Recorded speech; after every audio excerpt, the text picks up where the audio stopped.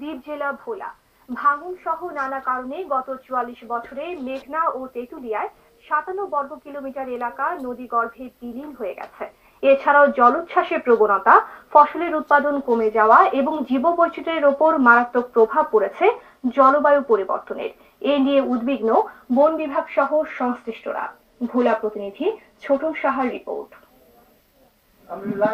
পদ্মা, মেঘনা ও ব্রহ্মপুত্রের পলি দিয়ে বঙ্গোপসাগরের কোল ঘেঁষে গড়ে ওঠা দ্বীপ ভোলা। ১৮ লাখ জনগোষ্ঠীর ৫ লাখ মানুষেরই বাস উপকূলবর্তী এলাকায়। ঝড় জলোচ্ছ্বাসের সঙ্গে যুদ্ধ করে চলা এসব মানুষ প্রতিনিয়তই নানা প্রতিকূলতার মধ্যে দিন কাটাচ্ছেন। এর মধ্যে নতুন করে নদী ভাঙন ও জলোচ্ছ্বাস দেখা দেওয়ায় জনমনে দেখা দিয়েছে আতঙ্ক। পানি উন্নয়ন বোর্ডের হিসাব অনুযায়ী গত ৪৪ বছরে জেলার ৫৭ কিলোমিটার এলাকা বিলীন হয়ে গেছে। আশ্রয়হারা হয়েছেন লাখেরও বেশি মানুষ। জলবায়ুর প্রভাবের কারণে জলবায়ুর নদীর তলদেশ ভরাট হয়ে যাচ্ছে। কয়েক বছর ধরে ভোলায় গরমের পরিমাণ বেশি, শীতের পরিমাণও বেশি, বৃষ্টির পরিমাণও বেশি। জলবায়ু পরিবর্তন নিয়ে যতটা কথা হচ্ছে, কিন্তু দৃশ্যমান কোনো কাজ আমাদের চোখে পড়ছে না। ঘূর্ণিঝড় সিডর ও আইলার ভয়াবহতা সামলে উঠলেও প্রতিনিয়ত নতুন সংকটের মুখোমুখি হতে হয় ভোলাবাসীকে।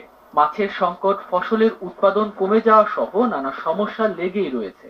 এ নিয়ে উদ্বিগ্ন বন বিভাগ সহ সংশ্লিষ্ট বিভাগগুলোর কর্মকর্তারাও।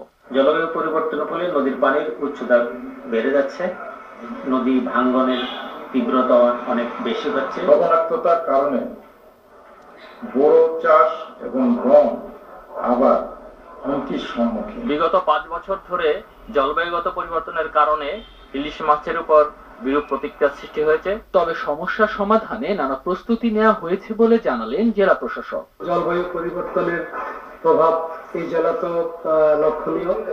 ইতিমধ্যে আমরা বেশ কয়েকটি গুরুত্বপূর্ণ প্রকল্প জলবায়ু ট্রাস্টের আওতায় ভোলা জেলায় বাস্তবায়ন করছি।